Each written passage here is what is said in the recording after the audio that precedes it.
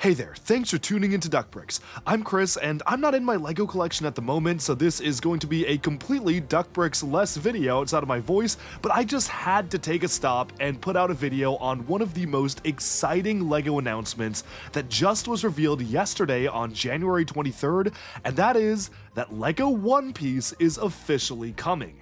If you don't know what One Piece is, it is one of the longest running anime series ever with over 1,000 episodes and has recently been adapted into a live-action Netflix series. While most live-action anime adaptations are pretty hit or miss, emphasis on miss, the live-action One Piece show is actually really good. It's a ton of fun, the effects are amazing, the characterization is on peak, I love the acting and the set design, and the storytelling is incredibly good, which is the most important thing. And because of the popularity of the live-action One Piece Netflix show, LEGO has decided to finally make a full-on theme based on One Piece.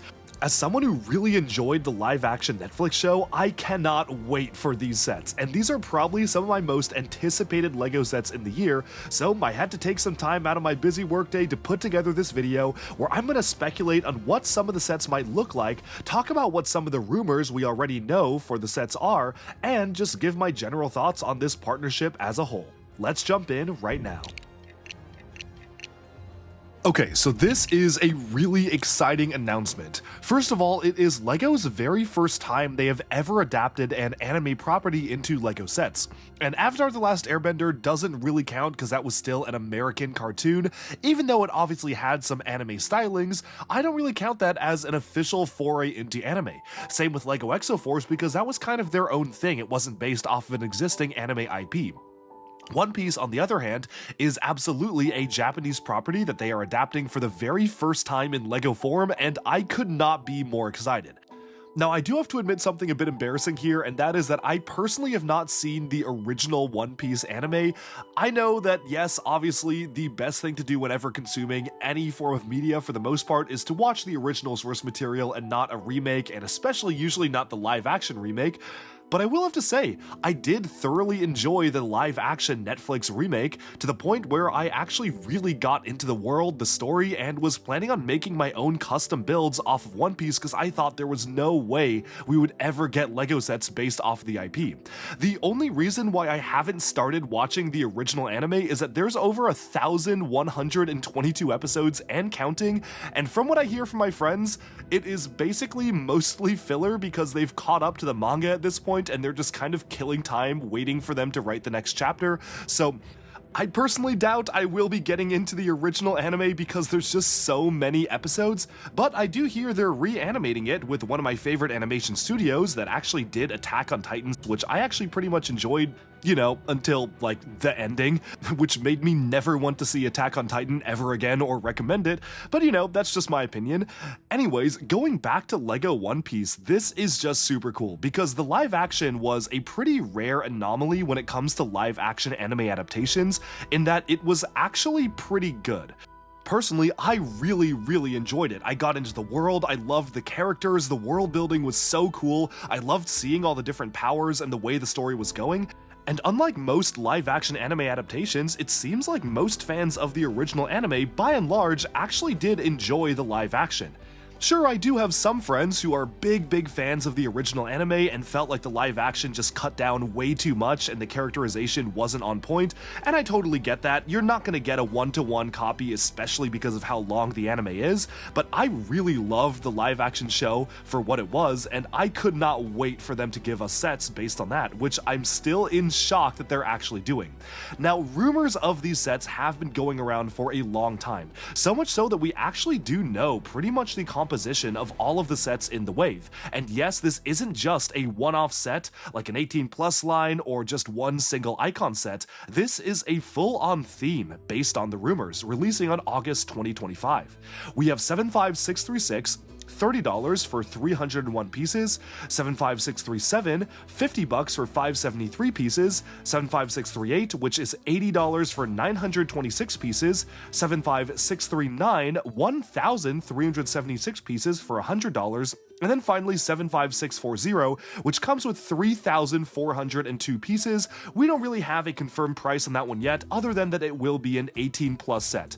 Now, this is actually really exciting because for one, the prices seem pretty good. At least when you look at the price per part ratio, you're getting better value than most LEGO sets out there, and we'll have to see if those prices still stick. Again, these are just the rumors, but by and large, usually the rumored prices are the final prices when it comes to leaks like this. Now, speculating on what the sets could be, I'm sure a lot of people are maybe a little disappointed that they're based off of the live action and not on the anime, and I have to wonder that maybe if these do well enough, LEGO might actually go ahead and do some anime-focused sets, especially covering time periods in the show that we're just never gonna get to in the live action for years. But after having just seen the live action show actually twice, because I watched it once by myself and once with a group of friends, I've got a few guesses as to what these sets might actually be. I think the obvious choice for the 3,400 piece set is the Going Merry. LEGO has really proven that they can make some incredible ships with the Endurance and the Titanic, and this is bound to be another incredible LEGO vessel. The sculpting on the front centerpiece of the ship to actually have the figurehead be brick built is probably going to look incredible, and I'm really excited for just how large this set is going to be with that many pieces. I also have to wonder if they're going to put the entire crew of the Going Merry in this one set. I think that would be really nice, but given that we're getting so many sets, I could also see LEGO just deciding to spread them out across multiple sets in the theme. Personally, I hope we get the full crew in this set, and then maybe we get different outfits for the characters in other sets, because they absolutely have a ton of different outfits, but I guess we're just gonna have to wait and see exactly what's going to work out. Now, in terms of guessing what the other sets are going to contain, we have actually seen some leaked images of the brand new pieces for the theme, and obviously I cannot show those here thanks to being part of the LEGO Ambassador Network, but because of those images, we do know that we are obviously getting Luffy. I don't think that was any surprise, as well as Buggy the Clown, which also is not a surprise at all because that is one of the main antagonists of the live action season 1. And then of course you have some other images that we've seen of some of the other crew members' unique dual molded hair pieces and hats, which totally makes sense. We should be getting every single main character. I think another obvious choice for a minifigure is Arlong, basically the main villain of Season 1, and personally I would love to see them do something along the lines of sort of what they did for LEGO Atlantis with the more fish-like features being molded into the face. We saw with Pinocchio that LEGO is willing to mold noses onto standard minifigure heads, and I think this one getting a specialized mold that actually does have the saw teeth kind of blade side of his nose would be super cool to see as a unique minifigure. I'm also really curious how they're actually going to depict some of the devil fruit powers. Like Buggy the Clown can obviously split his body into multiple pieces, and you can't really do that officially with a minifigure other than just separating out their regular limbs. So I'm gonna have to wonder, like on the box art, are we gonna see like Buggy's head floating in one section and then his legs mounted on like a transparent arm on another section, which I think would be super cool.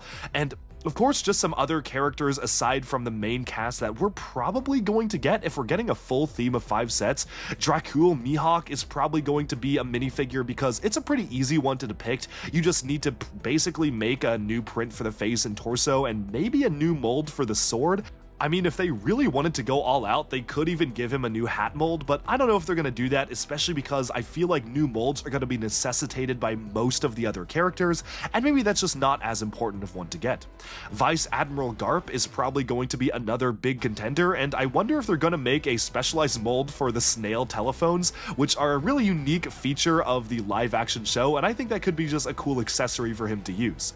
The other minifigures, I think for the rest of the crew, can largely just be using existing pieces. Maybe Nami could deserve a new hairpiece because she does have a pretty unique hairstyle, but otherwise I think you can pretty much depict a lot of these characters with existing hairpieces. Like, I can look at Kobe and see the exact LEGO hairpiece that he probably will be using, and so on and so forth. I'm also really curious if we're gonna get Shanks, given that he mostly appears only in flashbacks but is such an important character in the story, and from what I hear from the anime, he's gonna pop up later on in the regular timeline sections of the story itself, so I'm sure it's gonna be a great minifigure to get. But otherwise, I can't really think of any other crucial characters to receive here, other than if they were to depict certain characters who pretty much only appeared in like one episode, like Kuro or Alvida, although of course Alvida did make an appearance near the end of the show. Overall though, I am so excited for what these sets are going to be. Having an entire theme based off of the series is really crazy, and I can imagine there's just so many different things they could do. I'd love to see the Baratier restaurant be depicted as a Lego set, and I feel like you could go really big with that, or also really small. You could even make it one of the smallest sets depicting just a scene around the table and the kitchen, or you could go really big and it could be like the 1,000+ piece set and have it be a large-scale restaurant. I also could see Arlong's camp as a main location to have a battle in, and since we're getting Buggy the Clown, I am sure we are getting some sort of a circus tent build, but again, it's really hard to say what size of set this is going to be because almost all of these things can be depicted either large or small. I could see a smaller Attack on Coco Village set, which could include like Nami and Arlong and maybe like a villager or two. And I could also see a larger, more diorama-based set based off of the mansion where Kuro of the Black Cat Pirates was planning on taking over Kaya's business. So I'm really excited to see just all the things that they can do with this line. And I feel like this really opens the door to LEGO adapting not just more anime properties, but also more popular Netflix shows. We've gotten Wednesday, we've gotten Stranger Things for at least one set, and we've gotten even stuff like Gabby's Dollhouse as part of their Netflix partnership, and they're obviously continuing it here. But I think at this point, I would be shocked if we didn't get sets based off of Avatar: The Last Airbender to coincide with season 2 of the live-action show, which did really good for Netflix and was fairly well received. Definitely had its problems, some of the casting is a little questionable, and I definitely don't think it holds quite a candle to the original series, which I know and love. That is one original series that I've seen so many times, and I've been dying for LEGO to actually do Avatar justice, but you never really know. I think especially because they're covering One Piece, they're waiting to see how season 1 did, and since it did so well, then they're releasing sets for season 2. I could totally see them doing the same thing for Avatar, where since the show did pretty good, I'd be surprised if sets weren't in development right now to coincide with season 2 of that, and honestly, just getting modern minifigure forms of the main gang would be amazing. That's all for this video. I hope you enjoyed this special sneak peek at LEGO One Piece. We don't have much official information yet. If I don't get the sets sent to me early by LEGO, which I'm really crossing my fingers and hoping that I do because it'd be so cool to give an early look, I'm going to be reviewing them anyway. I will be lining up on day 1 at the LEGO store to get these, and I'll be putting out reviews shortly after that, so absolutely stay tuned for more LEGO One Piece content coming very soon, and I just cannot wait for these sets. This is probably my #1 most hyped new LEGO theme this year, and that's counting the rumors swirling about LEGO Star Trek, which is another really cool IP. This is just so cool, and I'm sure a lot of LEGO Pirates fans, even if they don't know anything about the show, are going to appreciate having a gigantic pirate ship to play around with. That's all for this video. Thank you so much for watching, and be sure to like and subscribe for even more LEGO news, reviews, discussion, and analyses coming your way very soon. Bye for now.